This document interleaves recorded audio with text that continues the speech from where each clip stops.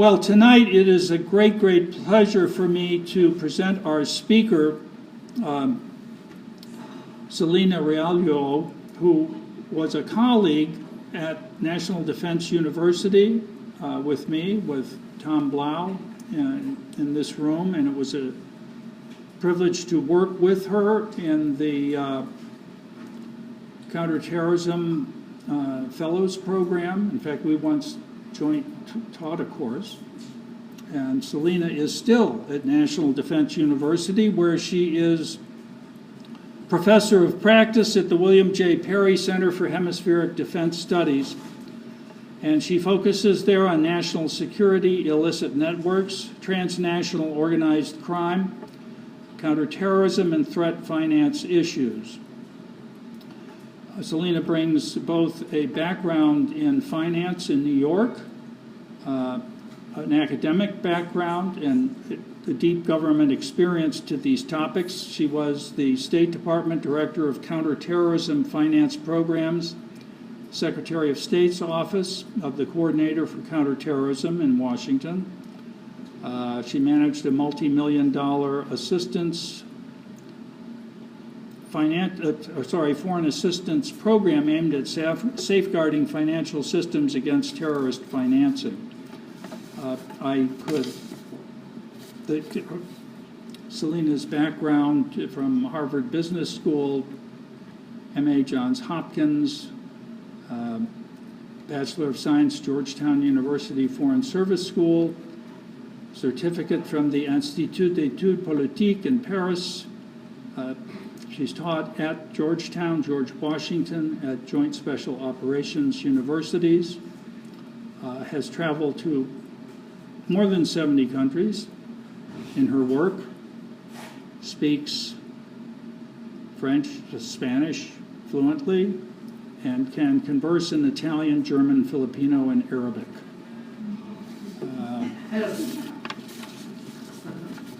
Those are just some highlights of her many accomplishments. And tonight she will be speaking on how to defund ISIS and other terrorists. Please join me in welcoming Celina Realuyo. I plan to do tonight and leave ample time for questions because we have such a really learned and inquisitive group from our cocktail session, time for questions. What we'll take a look at is how this whole field of looking at threat financing, which is how threats are being funded, has become now an integral part over the last 10 years of all of our campaigns. And it's actually part of all of the national strategies. And we anticipate in the next administration that it'll be an important facet as opposed to just an accessory, which had been kind of prior to 9/11 and even in the initial years after 9/11. How are we using financial intelligence to better understand our adversary? And more importantly, how are we using financial instruments, offensively, which you probably know as sanctions, and defensively, which is in terms of investment and providing opportunity, and more importantly, prosperity and security go hand in hand. So we're trying to make it an actually established discipline, much more so. So if we can start and take a look more importantly at the world that we're living in. This is what the next administration is going to inherit. Everyone calls this my circle of doom. My students who are at George Washington University, they're like, she's kind of the professor of the dark side of globalization. I don't know if you know that there's something called Rate My Professor, that the students actually put in there about the pros and cons, like she's a tough grader. The one lately, which is a bit disturbing, she gets everyone a job at the CIA or FBI. So I have for next semester a wait list of 17 students trying to get into with very creative writing as to why they have to take my class. But this is what we take a look at. And this is literally this question of state and non-state actors. And we were just at a conference today at the Foreign Policy Institute initiative this morning at the museum, where General Votel, who's leading the efforts of Central Command against ISIL as well as the fight in Afghanistan and South Asia, really now captures it as a trans-regional threat and what he calls multi-dimensional domains, including cyber in that. We're going to focus particularly on the threat of both ISIL in Iraq and Syria, but even more disturbingly is beyond, and how it's really all these away games that we used to talk about, how to contain, are now no longer that. They are actually threats, as we saw sadly with the attack a terrorist attack at Ohio State University, which I will gladly say that's what it was, are now actually coming and encroaching on our homeland. But if we take a look at all of these different dimensions and these different threats, whether it's a rising China, an adventurism of Russia, and these other issues that are taking place around the world, which actually now demanding a new construct of national security in what's even a post-9/11 world. We have the post-war institutions, such as the way we've set up the 1947 National Security Act probably needs to be amended, if not totally reformed. So how do you use post-World War II tools and organizations and mechanisms to fight the threats of the 21st century? This is kind of what we're trying to grapple with in this sense. So what we see is, just as we have been the beneficiaries of globalization over the last 30 years, in terms of communications, technology, access to goods, services, information, and physical access, the ability for all of us to travel to all the corners of the world, we've seen how illicit actors, and when we talk about those, we include terrorists, criminals, proliferators, and their facilitators, have also taken advantage of a more interconnected world and, more importantly, more porous borders, as well as the cyber domain, which is all the rage now. We're always talking about cybersecurity and the cyber instrument of national power. You're actually seeing now, just a factoid, I had the pleasure of talking about Russia. You're actually seeing cocaine in discotheques in Moscow costing 6 times the price of the same amount sold in a disco in Miami. So you're seeing what we see, that globalization of drug trafficking, arms trafficking, sadly human trafficking, as well as all types of other contraband, taking advantage of the global supply chain. And what we're seeing, what we're seeing is, just as large corporations try to maximize their opportunities and, more importantly, take advantage of this interconnectedness, how are they using, we call it the 4 M's. I'm at the Quantico, I'm known as the Marines love the letter M, right, Sebastian? Oh, yes. And I'm now the professor of the 4 M's. So that's because nobody can pronounce my name. And it's about moving your team and your equipment from point A to point B. Walmart's doing the exact same thing now, getting the latest toys from point A to point B for Christmas shopping. And the first thing is, what's moving through that supply chain? Materiel. More importantly, who's controlling that is this concept of manpower. And sadly, corruption perhaps is the greatest threat in terms of giving and allowing space for these illicit actors to undermine a lot of our institutions. Then the third one is financing, which I spent a lot of time taking a look at. And then lastly, the different mechanisms. Are we using land, air, sea, space, and now cyberspace as different routes?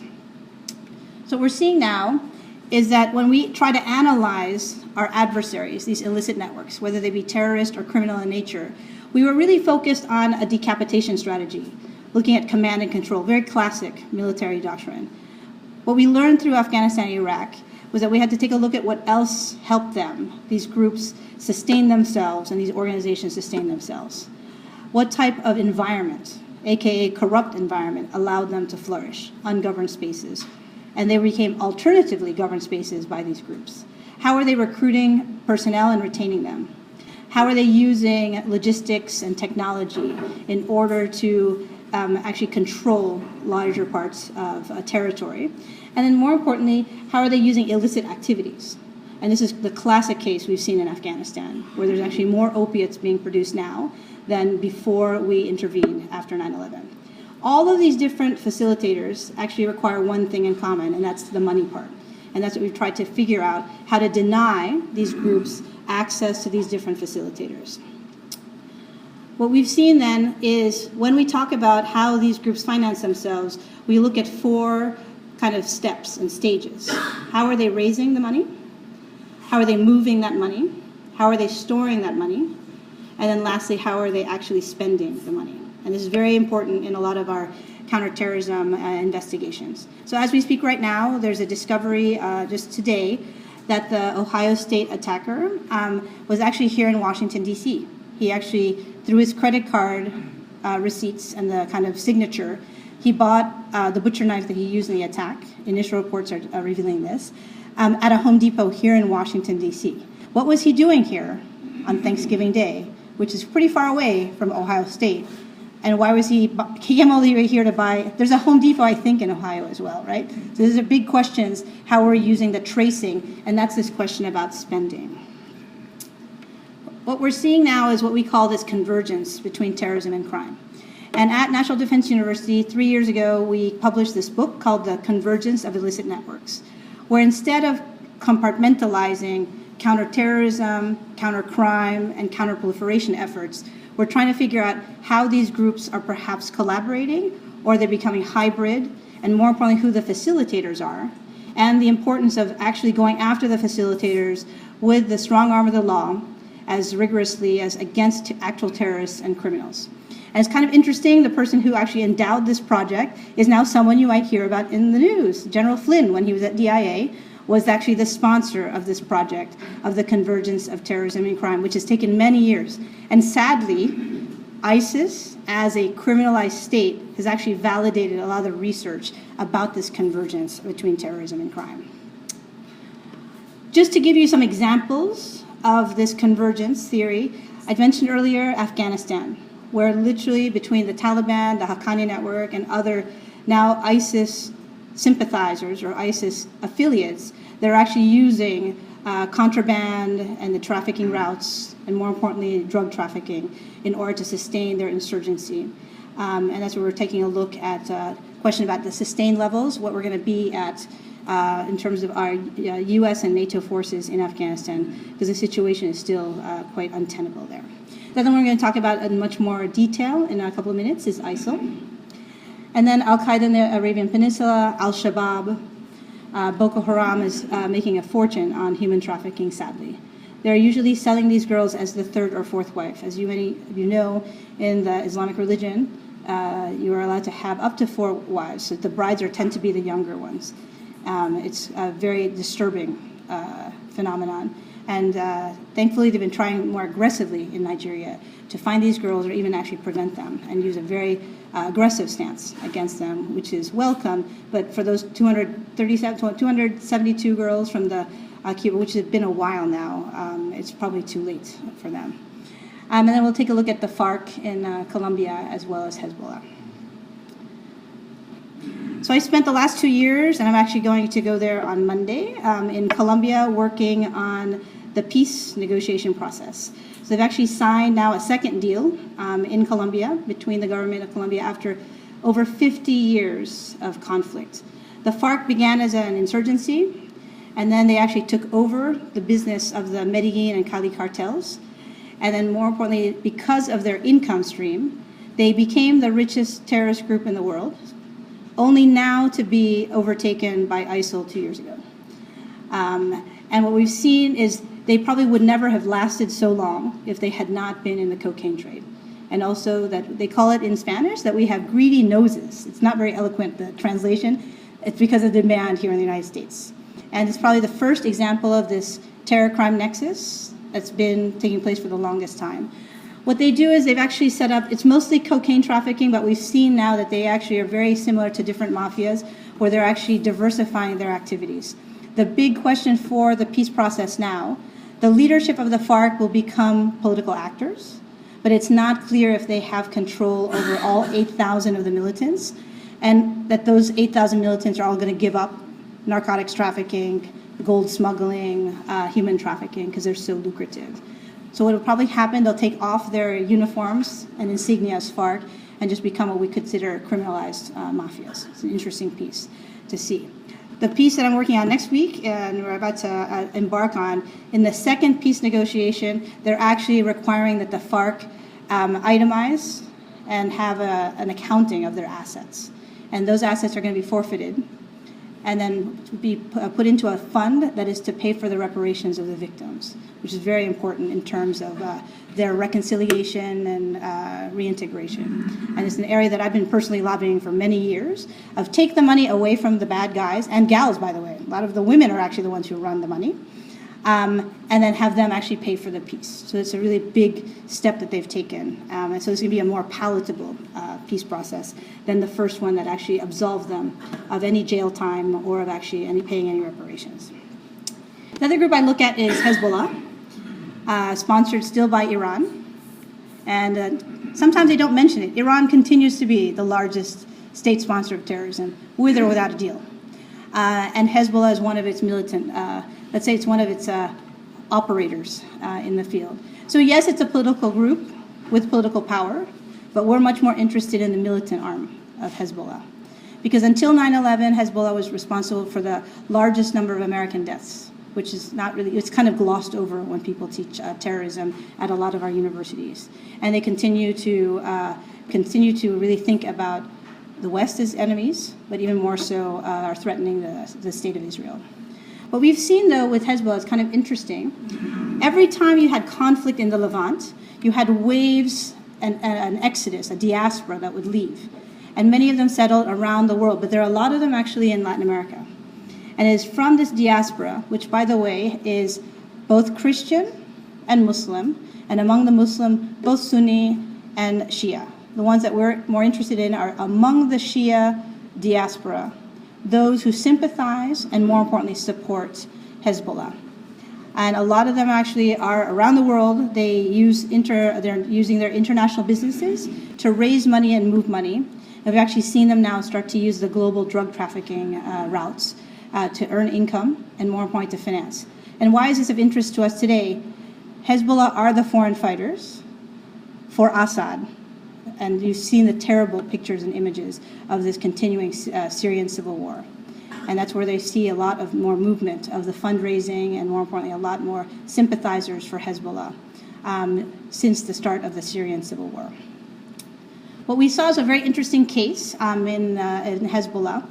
They were actually using a used car business, buying used cars here in the United States, luxury vehicles, Audis, Mercedes, BMWs, mostly in cash, and they were actually putting them in containers, but they were going to be sold in West Africa as used cars. It's a totally legitimate business. But it took a little bit of a deviation, a little detour. The containers would then go to South America and then be filled with Colombian cocaine.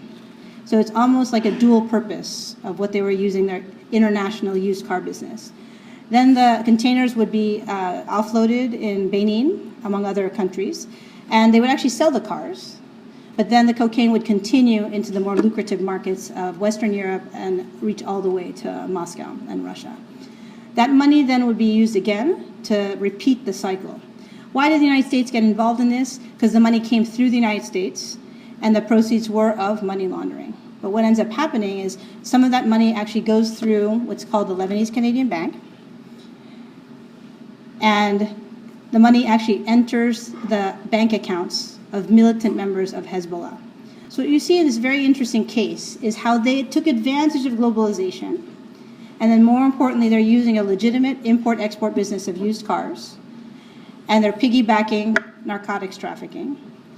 When the money's coming back to be recycled and cleaned or laundered, it's proceeds of crime, so it's money laundering, but it becomes terrorist financing because the end actual destination is to the coffers of militant members of Hezbollah. And they are continuing to be a foreign terrorist organization designated by the United States, Israel, and the European Union. So it's an example of how we take advantage of trade, right, in terms of all of globalization, but this is a really interesting way how very astute business community members are actually helping to fund and support Hezbollah. I know you all came to talk about ISIL. The fact that we can't even name it properly, it's like, is it Islamic State? Is it ISIS? Is it ISIL? I spent a lot of time traveling overseas trying to explain how this was basically a speechwriter at the White House end up with. So it's the way that the White House explains it, it's the Islamic State in Iraq and the Levant. We're not supposed to use the word Islamic State to give them credence. But I'm like, well, inside the acronym, it says Islamic States. So this is kind of one of these questions you're like, so we're not allowed to use Islamic State. So then we went to Daesh, right, which is what John Kerry uses, which I think is the most appropriate piece. But the strategy at the White House continues to be that, yes, that's right. That's why. But words matter, right? If you can't actually name and identify the adversary, we already have a problem. But we've actually, and I wrote a very controversial piece earlier at the beginning of the year, For the cipher brief, they're very short articles. If you don't follow it, it's actually a quick synopsis. Or I actually call them a criminalized state.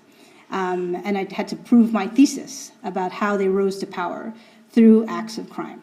And then more importantly, why they're so resilient, and now how they've surpassed the FARC in Colombia to become the richest terrorist group in the world and actually in history. We're estimating them north of $2 billion in terms of their actual asset holdings. So these are the 9 lines of the strategy that was designed 2 years ago by General Allen and his team. I was team 5. They would have to send you an email saying if you were going to have a meeting, it would be team 5. So we were looking at the financing piece, and we were looking at disrupting ISIL's finances. But a lot of the things that we were looking at were all interconnected. And particularly, we were looking at how to deal with the foreign fighters, because a lot of them needed money to get from point A to point B, to actually become ISIS, not just sympathizers, but actual warriors, and how they would make their trek from different parts of the world and actually go and fight alongside in Iraq and Syria. So we're going to take a look at both of those pieces. The way the strategy's been designed is it's taking a look at 3 different spheres of operation. The one you see most in the news when they're talking about the military campaign, the airstrikes, is that military, more kinetic, we call it the physical domain. The piece that we're looking at, and I'm going to share with you some of the statistics, is looking at how do we disrupt their financing, lower their income stream, and then go after actual financial targets with a better understanding of how they were run in terms of economically and financially, which is a very different approach where instead of just trying to go after the leader, Abu Bakr al-Baghdadi, we were actually taking a look at his CFOs, his chief financial officers, his chief strategy officers, his chief information officers. So it's a much more comprehensive way to attack the entire structure. And these are very difficult people to replace, which is very important to take a look at. Then the third one is the countering violent extremism. You've heard this talked about a lot, especially the last 48 hours, about how this young man got radicalized in Ohio State. So we talk a lot about, we have the physical caliphate in Iraq and Syria, then the virtual caliphate, which is what happens in cyberspace. So when we take a look, and we were trying to design the strategy, and I had the privilege of being recruited by General Allen very August of 2014, right after the beheadings of the journalists. They were trying to figure out how to broaden the approach against this enemy that we didn't know as much as we thought we knew about them. And the idea was, how are we going to understand how they're financed, and then could we set up a set of targets to hurt them financially? And that's actually what we've been able to do in the last 2 years. So what's very interesting with Daesh is they are a very diversified kind of enterprise. I call them a criminal enterprise. The bulk of their income actually comes from extortion. And this is why it is critical to take back control of the territory. A lot of my colleagues are like, well, that's really aggressive. I said, well, if they don't actually have control of people and actual physical space where there are stores or little shops, they won't be able to actually extort. And you've seen a lot in the news about how they've been making tons of money on oil smuggling. These are the same oil smuggling routes that have existed even during the oil for food Saddam Hussein days. And the people who are buying this are not philosophically, oh, I would like to buy ISIS oil versus non-ISIS oil. There's not this distinction. It's like price. So I have to thank Bob Riley for having me come all the way here, because I had to fill up gas. It was 10 cents less here than in the district where I live in Georgetown. So that's an example, right? I'm actually crossing the bridge to come to Virginia. These are the people who are, people are like, who is buying this oil? It's the same trucker, it's the same guy who has a tractor. They're not thinking about where it's coming from. So it's a market-driven piece about why they're basically selling the oil cheaper is a big piece. You've seen a lot on human trafficking. Sadly, we've seen from a lot of the document extractions of safe houses, they would actually have lists of pricing of the girls, how fair the skin is, how age-wise, how innocent she is. And they would be used for forced labor in terms of kind of domestic servitude, but sadly also for sexual exploitation. We'll take a look at a couple of those things. Then the antiquities piece is quite interesting. It's part of not just the ethnic cleansing, which is the human trafficking piece, but it's also the cultural cleansing of these very renowned sites that I had the privilege of visiting, Palmyra in the days before. This idea of actually raising a lot of these cultural sites. And then what they ended up doing were smaller artifacts that they realized had value is what's being trafficked. And we're trying to raise awareness, particularly among private dealers, both in Europe and across the Middle East, as well as in the United States, how you can actually figure out the provenance of these new artifacts that are coming onto the market. Very interesting piece that has really pushed us to work much more closely with the private sector, museums, arts and antiquities dealers, an area that the government really hadn't really engaged in until fairly recently. So just to show you a little bit of how they do the breakdown, it's a little bit old, but it just kind of shows you that it's about a third from, they call it taxes, we would call it extortion, and then the oil and gas, and then different donations and the like. It's very hard to actually quantify what their value is, but it makes sense in terms of, and sadly, what we see is because they use violence or the threat of violence, and more important for those who do not pay the tax or the extortion, they make examples of them very publicly. So let's say it's the shopkeeper of the 7-Eleven in a little village who does not pay. They'll actually execute them as well as their entire family in front of the rest. And this is the kind of psychological torture that they're actually imposing. So most people do pay. It's those who sadly are still subjects of Daesh in the caliphate. The other piece we've seen, too, is the oil smuggling routes. This, we've had tremendous progress now that we've actually decided to use missile strikes to go after the oil infrastructure, from the refineries to the actual routes to the trucks that are going after. And we'll take a look a little bit at how much we're kind of investing in this campaign against ISIL. The human trafficking, you've seen a lot of the testimonials of people who've escaped. What is not that well known is young Kayla Mueller. I think you all remember her as the aid worker who was kidnapped for ransom. She was actually then also the favorite girlfriend of Abu Bakr al-Baghdadi. And it's quite sad in terms of the way they kind of prioritize your ranking, depending on how fair your skin is, how fair your hair is. It's very, what do you put a price on a human life? But I think it's important to show how this brutality, because we don't have embedded reporters, because of the decapitations of reporters, I understand why freelance reporters don't. There's a story here of genocide that's really not being told. And the things that we're starting to see when the special forces go into a house and start to see how they're documenting, it's a business where they actually are selling and actually giving a lot of these girls as the prizes for foreign fighters. Foreign fighters would get actually a salary plus a wife. And sadly, a lot of these were the Yazidi women. They would actually execute the men in the village and then sadly take the women and children as slaves. Things that we haven't seen since the ancient times. And this is just an example of the types of artifacts that we're starting to come across. Pretty interesting. So what they've done is create resilience, right, in terms of having almost like a multinational corporation that if one line of their income is diminished, they still could rely on others. But the extortion one is why the critical piece of taking back Mosul, getting them out of Raqqa, at this point in time in the military campaign is very, very important. And the bigger challenge will be to actually hold that territory and, more importantly, what comes next in terms of governance of those territories in a post-ISIL era. So just to give you a couple of statistics in terms of, so this campaign's been going on since August of 2014. We have an average cost of your taxpayer dollars of $12.5 million a day. There are technically over 60 countries in the coalition, but only about a dozen are directly involved in the military campaign. And what we've seen too is whenever a country in the coalition has actually experienced an ISIL attack, we've seen their response actually step up. And France, after the November 13th attacks, is a great example of how they became much more hawkish in terms of their approach, and were actually really active in a lot of the bombing raids subsequent to those attacks last year. Just to show you a comparison. So I picked that date, November 13th, 2015, when you had those coordinated attacks in Paris.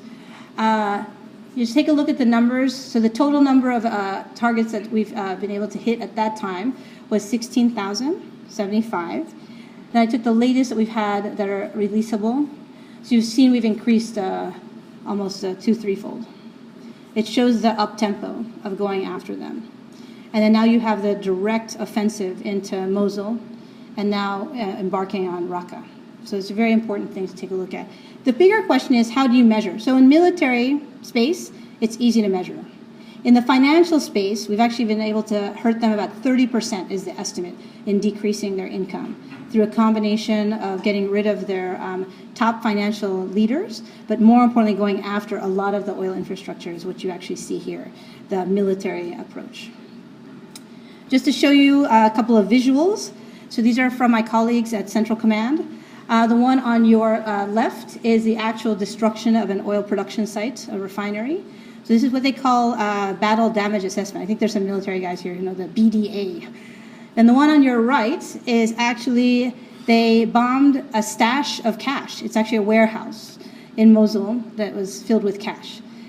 It was a lesson learned, though, because the first bombing raid, they did not use an incendiary device. So it was literally the disbursement of cash. So someone has that money, but it was not exactly neutralized. The second time they did that, it was one of those lessons learned incidents in terms of going after the money. And then also, in combination to this, we were actually able to identify and then more importantly use drone strikes to go after the chief financial officer on the Syrian side near Raqqa, as well as the chief financial officer in Iraq, in Mosul. So the idea is to go after these enablers, but more importantly, they're very difficult to actually neutralize, and more importantly, very difficult for them to replace. And in the operation in Raqqa, they actually raided, it was the first use of Delta Force in Syria. It was May of last year. They tried to capture him alive. He resisted, and my students at Joint Special Operations Command said, well, ma'am, we neutralized him because that's our mission. I'm like, okay. But interestingly, the team that went there did something very daring culturally. They detained the wife, and the wife was so instrumental in explaining how the business was set up. And she was actually running the human trafficking piece, and she was also the custodian of young Kayla Mueller, the American aid worker. That's how we were able to glean these lists of how they did the pricing. So in that raid, they got all the laptops, the cell phones, and they were able to do a link analysis of who the masterminds and who the key people were to add to the targeting list. So these are the types of things that you see that are much more expensive in terms of bombing raids, but there's a more comprehensive way that we're doing on the ground, gathering all types of different intelligence, and this is how we're using financial intelligence. Understanding how they operate, what funds them, and more importantly, how we can neutralize them in a much more deliberate fashion. And sadly, we have what we call these inspired versus directed attacks. I think if I were the victim, or I were the family member of the victim, I really wouldn't care how the FBI or other agencies in France are categorizing the attack as an inspired or a directed. It's a terrorist attack, right? And more importantly, sadly, we're seeing a lot of them crop up. And because the conditions in Iraq and Syria are getting worse, we're seeing this return of the foreign fighters. And this is something that's very disturbing, and we should be very aware that particularly Europe is at risk. So you've actually seen, so in Paris, the actual the November 13th were directed attacks. These are French citizens who went to Syria, got trained, came back with the orders. That's why it was more sophisticated and much more lethal. What we saw in San Bernardino, in Orlando, perhaps in Ohio State, is this more question about radicalized online. And then more importantly, it's not as sophisticated. But they're just as dangerous. And this question then is, as Daesh, we see as containment in Iraq and Syria is not enough. Because what we're seeing is it's metastasized into a movement that's actually now touching all different parts of the world. Very interesting to see. So what we're trying to do is when local law enforcement is trying to identify those who, here in the United States, we have the First Amendment, we are allowed to read all of this stuff on the internet. The question is, at what point does the person become motivated and then more importantly inspired and start to actually conspire to commit terrorism? And this is a space where we're taking a look at how do you detect that? And more importantly, how are they starting, what I look at is how are they financing and how are they getting access? So this idea now that they're actually taking a look at the credit card receipts of the Ohio State attacker is really interesting to see, because you'll see movement, and sadly they know exactly what you're buying at any store. And this idea of actually incorporating it at the very beginning of the investigation as they look at other things, cell phone calls, physical movement, travel, and then who his contacts are. They call it the signature, right, on your cyber signature on, let's say, a laptop that would have been maybe at his house or on his actual mobile phone. Pretty interesting. And that's the part we're trying to really kind of nip in the bud, is the plot. Plot and then execution. And it's a very, very challenging piece for all law enforcement around the world. The latest work that I've done is taking a look at how government can't do it all, nor should it. And we've actually failed in a lot of cases, taking a look particularly at the countering violent extremism in the ideological space. So we're looking at how do we partner with other institutions and organizations in the private sector and in the civic sector who better know the community and probably are better messengers. So in the latest book that we published, which is the sequel to Convergence, called Beyond Convergence, I focused my research on taking a look at counterterrorism and finance, countering violent extremism, and more importantly, cybersecurity, and how you can actually engage different parts of the American society to go after them. So we're looking at these different spaces in terms of doing that. So in the financing piece, we're seeing that criminals as well as terrorists are using much more sophisticated ways. Mobile payments, you probably have all heard about Bitcoin and virtual currencies, the deep dark web. How can we keep at pace with these groups that are using these new financial innovations that help us as average consumers, but more importantly, how do we detect and how do we empower the private sector to be our eyes and ears to detect anomalies and what we call red flag transactions. The other thing we're trying to do, particularly with a lot of the virtual caliphates of Daesh, sadly, uses American platforms like Twitter, Facebook, Instagram, all these types of messaging pieces. So at companies like Facebook and like Twitter, they actually have hired consultants to help them identify this actual extremist thought that's being propagated. And there's some debate as to, do you keep the account open so we can see who's posting and try to use that, or do we actually censor them? It's a very big debate in terms of privacy.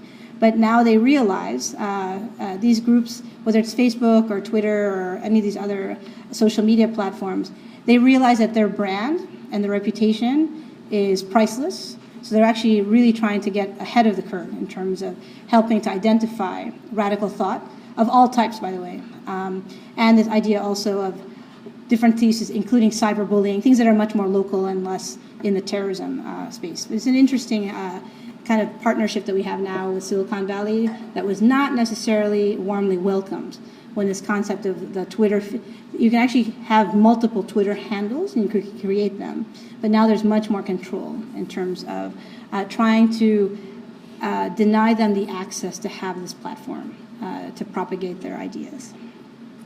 So I thought that was interesting. So I'm from New York City, and it's really interesting, the case of, we call him the New York, New Jersey bomber. If you all remember, it was like on the eve of the UN General Assembly where everyone was in high alert. Another example of inspired and poor execution. And it was very fascinating, and it's an example of how average citizens, New York is quite unique, as you know, just because of the experience of 9/11 and because there was all these kind of elevated threats, a lot of the local news was kind of talking about see something, say something. Well, this is a great example. So you know that there was a bomb that actually exploded on 23rd Street. It's, for those who are not from New York, it tends to be, it's the area of Chelsea. It's a very prolific gay neighborhood, a lot of young people. And it was really meant to disrupt a lot of, and it was on a Saturday night, specifically targeting kind of the entertainment aspects of that neighborhood. So that bomb exploded. He covered the lid, so apparently it did not have the impact that it could have had, which could be much more lethal. There were people who were injured, but there were no deaths. Then the other bomb was found a couple blocks away on 27th Street by a woman who was coming back from her house. She saw the pressure cooker on the street, kind of didn't think any of it. New Yorkers are pretty we're pretty callous. We don't even talk to each other. We don't even say hello. But then she went up to her apartment and she saw the local news. She was just checking the weather, and they had the whole live coverage of the 23rd Street thing. Then she thought again. She's like, wow, what is that pressure cooker? She went downstairs, took a picture of it with an iPhone, then called 911, then waited for the police to come with a dog detector, which then the policeman basically tells her, run away. And she realizes, wow, and she was like taking a picture of the eye. But it was so interesting that her ability to see something, say something, and then call is how they actually identified. And that pressure cooker bomb had his fingerprints. It really was the lead to find this perpetrator. It's very interesting to see how an active citizenry is much more astute in terms of their neighborhood. And that's why we really take a look at the see something, say something. I now teach undergrads at Georgetown GW. They were age 3 on 9/11/2001. You'll almost have a half generation that is not sensitized to see something, say something. So we're trying to raise awareness. They were not politically, or more importantly, even semi-conscious at that time. For them, their first kind of encounter with terrorism was the marathon bombing in Boston, right?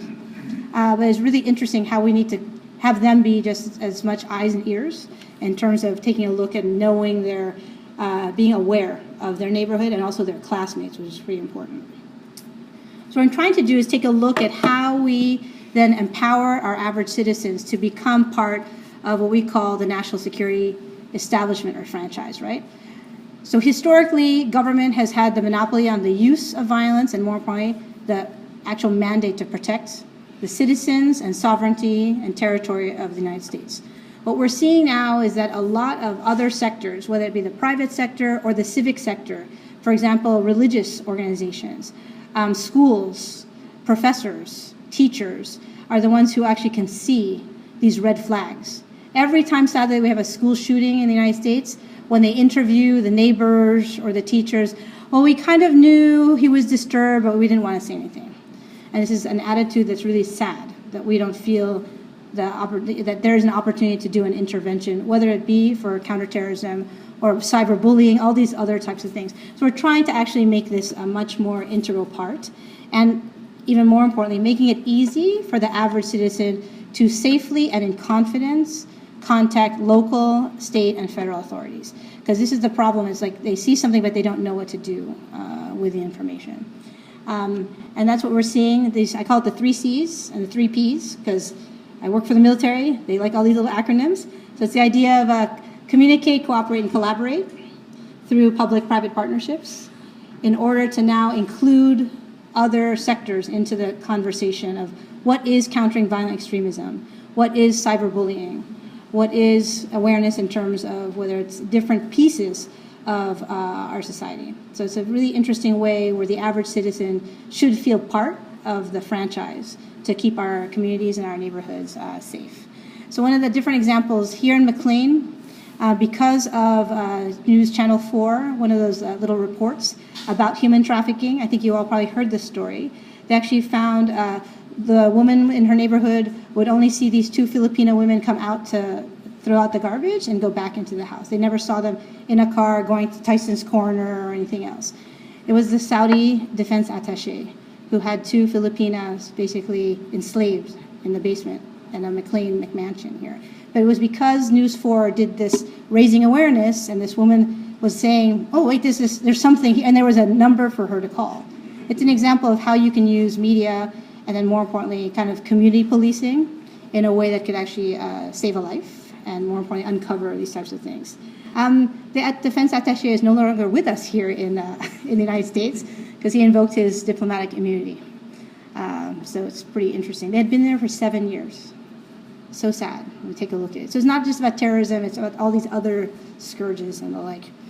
And just to finish up, the original book was called Convergence, which we published in 2013. They're all available on the internet and they are free.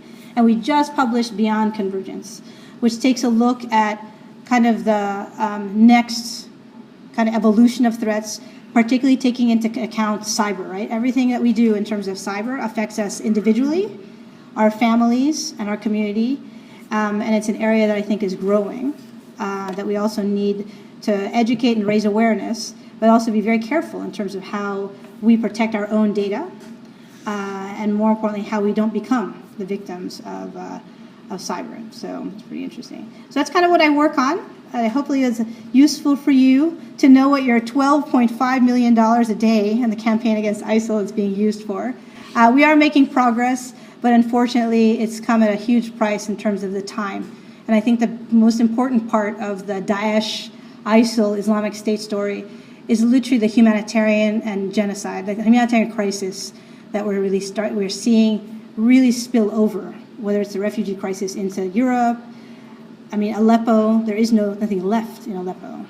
And sadly, the United States missed an opportunity. It's my own opinion to really we are the policemen of the world, and sadly, this human tragedy that's unfolded probably could have been averted or mitigated if certain decisions had been made starting in 2011. So I'm here. Thank you very much for your attention, and thanks for coming out on a rainy night.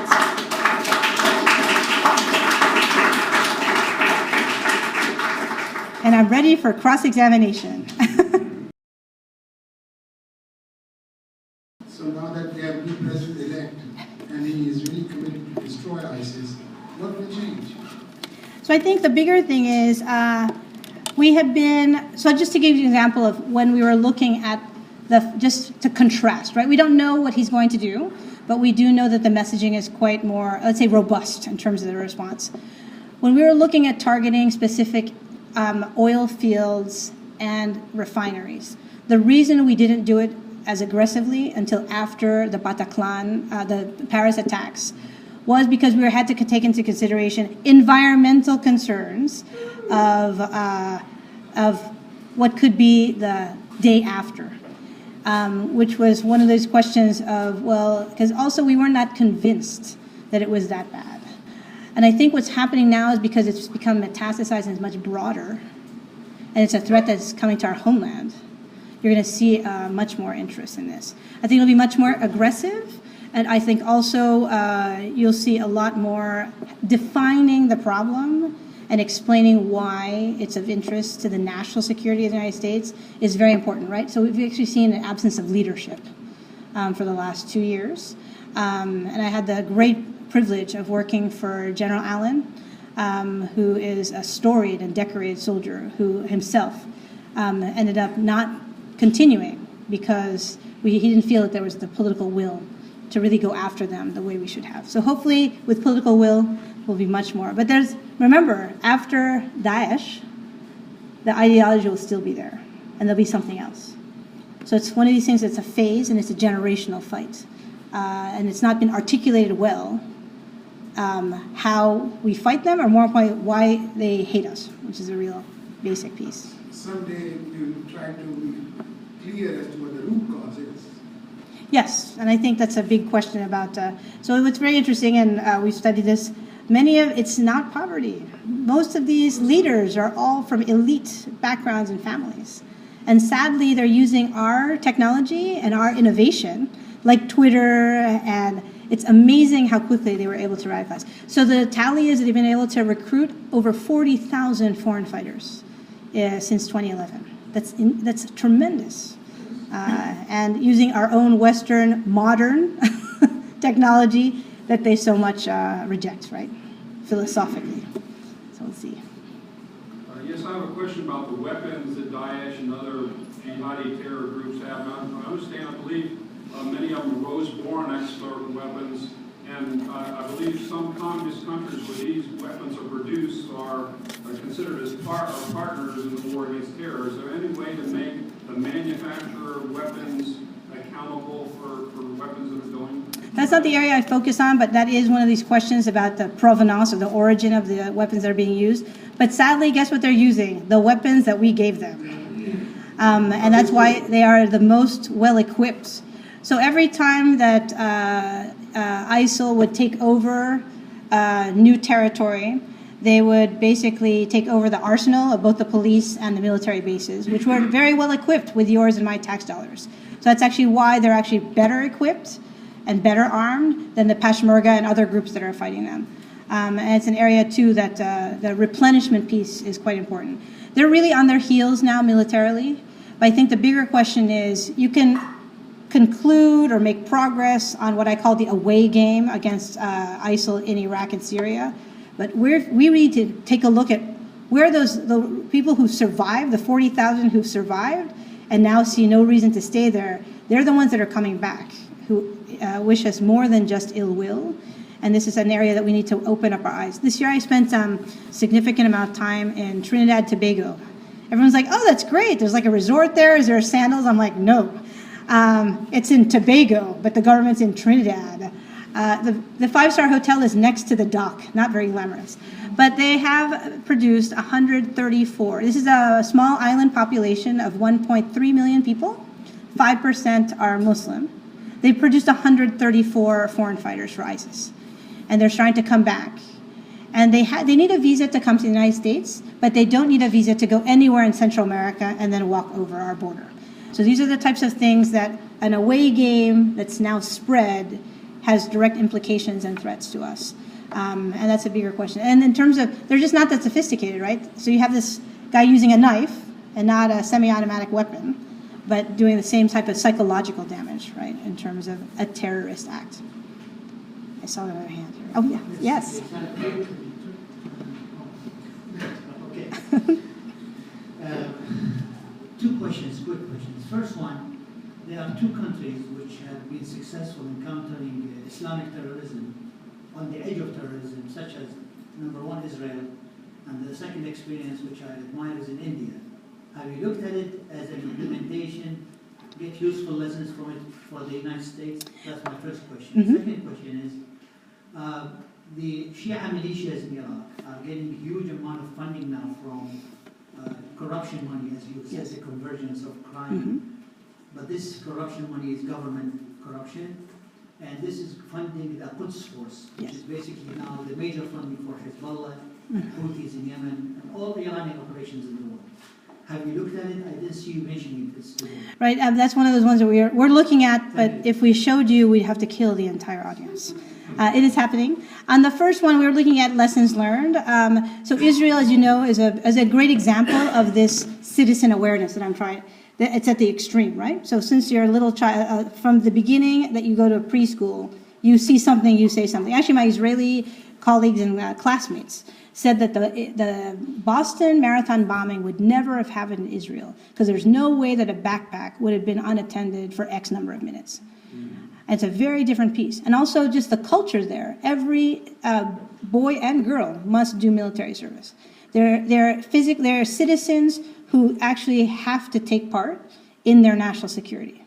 The Swiss also have that. So this is a bigger question about what type of culture we want to have. So what we try to do is raise awareness. So every September I do some work at the Woodrow Wilson School, and I've come here to McLean High School once in a while. We teach the history of 9/11, and we also teach the concept of see something, say something, but we also expand it to other things. Cyberbullying, because they're not going to really encounter, perhaps, hopefully not, a terrorist, but also drug use. You make it more kind of applicable to them. Like, just be aware of your surroundings. Usually when there's the heroin epidemic is something that we didn't talk about tonight. It has nothing to do with terrorism, but it is amazing how this is really taking over every segment of society, every urban, suburban, rural. And a lot of times that early intervention, it's because the classmate kind of saw something but they didn't want to say anything. So this is this question. Israel is a great example of the citizen soldier and an awareness from a very young age about that. The areas that we're looking at in terms of de-radicalization, really interesting, are the cases of Indonesia, which had a very challenging time with Jemaah Islamiyah. You probably remember the Bali bombings, the Jakarta Marriott bombings. And then Morocco. I spent several weeks in Morocco this summer. What they're trying to do is the returnees who are coming back from Iraq and Syria is, instead of punishing them and incarcerating them, is trying to also understand how they got there, like what was the path to radicalization, and trying to get them to reincorporate. And it's still a young program, but it's something that's very interesting to take a look at. And this is where I think the international lessons learned are very important to actually document. And how it's actually being. And then in Morocco, we're working with the French and the Dutch are there, and the Belgians who are having this problem with the returnees as well. Great questions, though. What about the Shia issue? So the bigger thing is, if you take a look at what's happening in the Middle East, it's actually a proxy war, right, of the great powers and between Iran and Saudi Arabia, basically Sunni Shia. And the bigger question that a lot of veterans who fought in Iraq, who were victims of the IEDs that were basically supplied and kind of conducted with the Shia militia, they're the ones they have to actually work with now. It's the most ironic. What's fascinating with the young men who are going now in special forces in Iraq and Syria, they were too young to serve in Iraq. They're now about 26, 28. So 10 years ago when we had when the invasion, they were still in high school. So we have to actually reteach the war in Iraq and the surge, and more importantly, the role of Iran. So it's so complex in the different issues, but I think those are the tasks that the next president inherits. This, I call it the wheel of doom, the circle of doom, and very complex. Sometimes you have to fight, right? You have to have what we call transactional relationships for expediency, even though they actually undermine our longer term goals. And you know that, I think. So earlier you had a list of the different crime terror networks. Was that an exhaustive list? No, it's only the ones that are the kind of top of mind. Because I was wondering, could you do the same examination domestically and come up with a list of what's operating in the United States in terms of crime terror networks?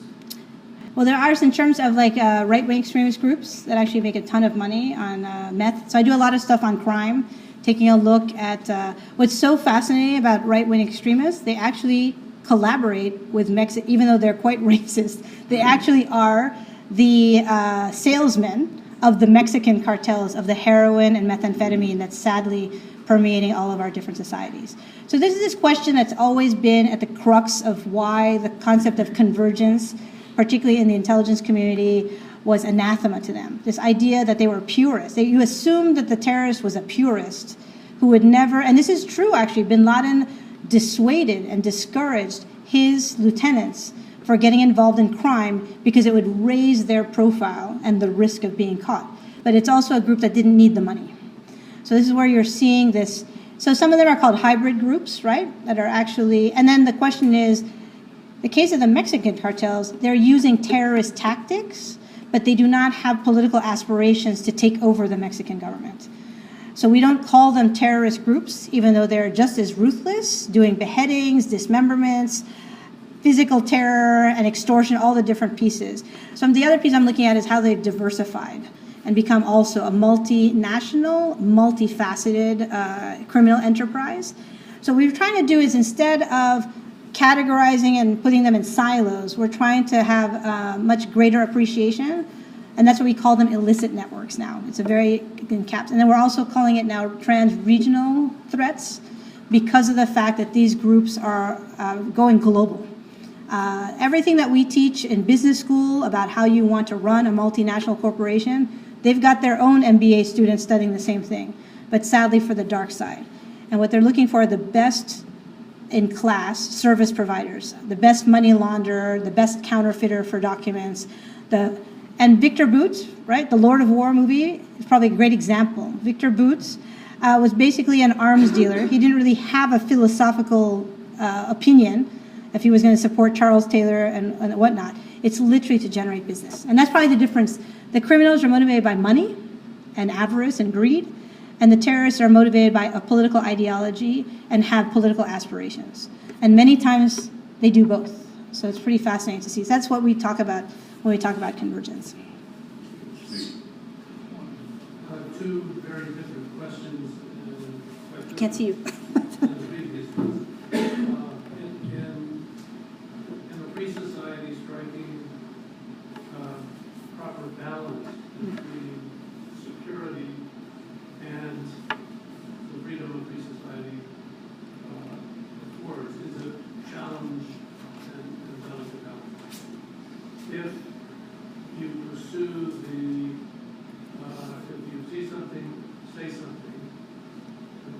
Being older, I think of 1984, Big Brother, the Soviet Union showing its freedom of their people, etc.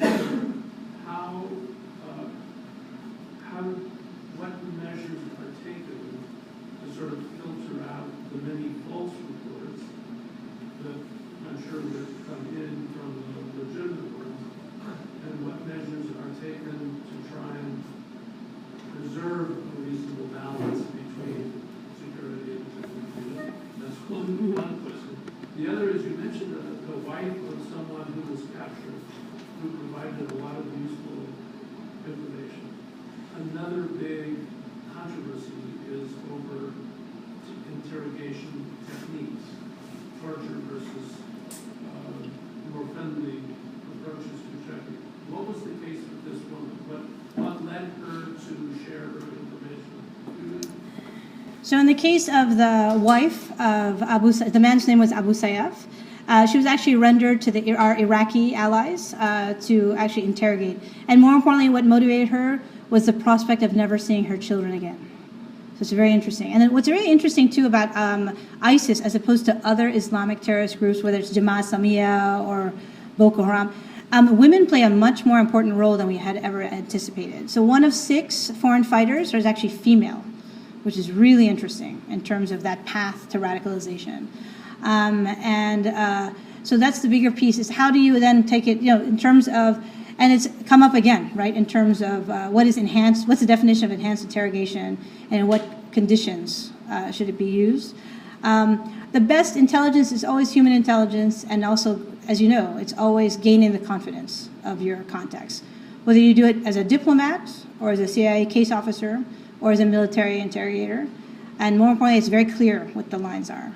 On your other question about the balance, and then this became a big issue with the NSA Snowden leak, right? What they do, and local law enforcement, we work a lot with the DC police, trying to understand, see something, say something. They actually require that you identify yourself. So it's not some random anonymous tip line. And then they actually do due diligence to make sure that it's a legitimate piece. But their view is that they'd rather have someone tip them off, that there's a pressure cooker on the side of the street, and it be a false positive, a false kind of sighting, as opposed to actually risk the other piece. As you also know, we use a lot of surveillance now in the United States. That is very helpful to figure out who, like in New York City, they had to get all of the local stores on 23rd Street and get a warrant to get the video of the front of their store to see who the perpetrator was. And it's very important that you have that type of collaboration without also the retribution. So the idea is how to create a safe harbor for those who are going to help in an investigation. They won't be actually penalized. But every day, that is the struggle of law enforcement authorities to strike that balance between privacy and then, more importantly, security. And we've been grappling with that since 9/11. Celina, first, thanks for the presentation. I only see Joseph on the airplane. Nice to see you in D.C. Well, and actually, that's kind of part of my question. I know you travel a lot to Latin America, you do a lot of work in Latin America. Two-part question. First is, are you seeing ISIS pop up in Latin America, and if so, where? And the second question, somewhat related, is on the topic of convergence. One of the ways of convergence is also the collaboration between Sunni networks and Shia networks. Most notably, Hezbollah and Al-Qaeda, who've collaborated over the years. Is there a potential that ISIS could collaborate with Hezbollah, even though they're fighting in places like Syria, but in faraway places, far from home, such as Latin America, where Hezbollah controls most of the infrastructure? You see any potential collaboration? So in terms of ISIS in Latin America, we've seen it mostly in the Caribbean, just because a lot of their propaganda is in English. and also because that is where there are Muslim communities. So Jamaica and Trinidad and Tobago are areas there. What's even more disturbing, I think you've all seen, and it's been very underreported, they've just crossed the threshold of 60,000 unaccompanied minors coming from Central America into the United States this year. And what we're very worried about, so I spent some time this summer, I traveled a lot. I just clocked 52,000 miles in American Airlines. They have these refugee camps we talk about the refugee camps in Turkey, in Lebanon, with Syrian refugees. They are in our own hemisphere. So they found, I was in Panama in May, and they discovered 43 people from the Congo who came on a ship, a freighter ship, to Argentina and physically made their way. They wanted to come to the United States. These are committed people, right? They were found in the Darien, which is a very dense jungle on the border of Panama and Colombia. What they're talking about now, or they call them in Spanish, extracontinentales, not of the continent. And they're trying to see a lot of this flow. And I think Joseph and I have seen, they're seeing Syrians, they're seeing Somalis, and sadly, because of our porous borders, which has been a part of the campaign, you basically pay, they're called coyotes, a coyote, a trafficker in Mexico, to help you cross the border for about $5,000. And this is an area where we're seeing that you had a flood of Cubans who were trying to come to the United States. They would go down to Ecuador and then physically make their way through Panama, Colombia, or Costa Rica, and then to kind of come to the United States to seek political asylum, because once the law changes, that will not be the case. Then what we're seeing the most recently is the wave of Central Americans trying to come to the United States because of their perception that President Trump is going to build a wall. So this is actually why you see this surge of, what we're worried about is who else is using those supply chains that I explained to you, right, to move people. And the Mexican coyote doesn't care if you're a member of Al-Qaeda or Boko Haram or ISIS. He just wants to get paid to facilitate the peace. And here in the Washington area, I think you guys know that we have a very large Central American population here. So the price as of September, for a Guatemalan to send their child through one of these traffickers is about $6,000 to get them to Silver Spring, Maryland. And that's a fortune for these impoverished kind of peasants and farmers in northern Guatemala to send their child here. And you can imagine how treacherous that journey is. And many of those children actually don't make it to the United States. They become enslaved and are sadly become victims of human trafficking. So this is an area that we need to be aware of. And just as we didn't think that terrorists and criminals would work together, we should not think that Al-Qaeda, ISIS, Hezbollah, Hamas are not going to work together, because they have certain interests or certain what we call friendships of utility that they need to acquire a certain service or access or movement that one of them actually has the specialty in. And that's where we look at this thing called the facilitators. A lot of the money launderers and the money runners, they don't care if it's drug money or terrorist money. They're just a facilitator that's getting paid a fee. So we call them actually service providers. But now under the law, here in the United States, we treat them with the exact severity as if they call it material support for terrorism. It's actually the piece of the law that we've executed the most in terms of incarcerating the majority of those who are supporters of Al-Qaeda, ISIL, and other groups as well. Celina, if I could quickly ask the last question. You're talking about what we're doing to cut the money flows. Well, what are our purported allies doing to do that? And not especially the French, but say the Saudis and the Gulf countries from which we know a lot of the money has gone to these groups. So very interestingly, in contrast to Al-Qaeda, that got most of its, actually it was not involved in crime the extent that ISIL or Hezbollah is. They got their money from donors, and this is an area that we were looking at tremendously, either private donors or perhaps state sponsor. A very small amount of state sponsorship goes to ISIL, which is very interesting. And in the Gulf, we've actually had, interestingly and curiously, tremendous cooperation with them in terms of trying to crack down and identify.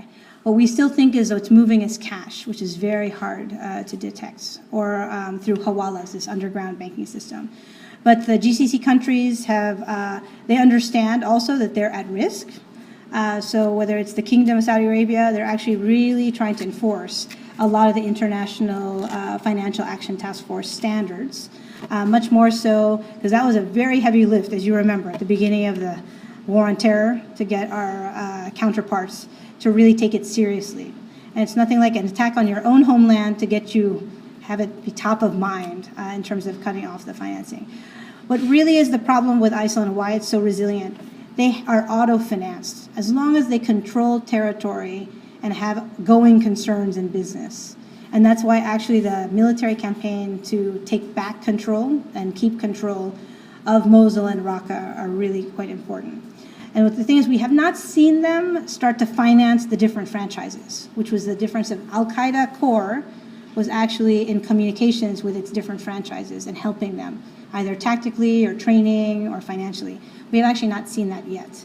So it's really interesting to see, because they were trying to build their caliphates, and then they have the alternate caliphate, which we didn't talk about, was in Libya, another favorite failed state in terms of with the same exact conditions, geographically right on the route for human trafficking. They're not actually trafficking the people, they're taking a 15 to 20% cut from the traffickers. And the same is true, the very rich oil fields that they have. It's almost like they're replicating, they call it the alternate caliphate, how they were able to expand in northern Iraq and Syria and replicating the same model in Libya. So it's really interesting to see how they've learned, and they're really quite systematic in terms of how they're trying to build, which is something we didn't see bin Laden talked about, a global caliphate, but was never able to actually execute the way that these folks have been able to do. Please join me in Thank you.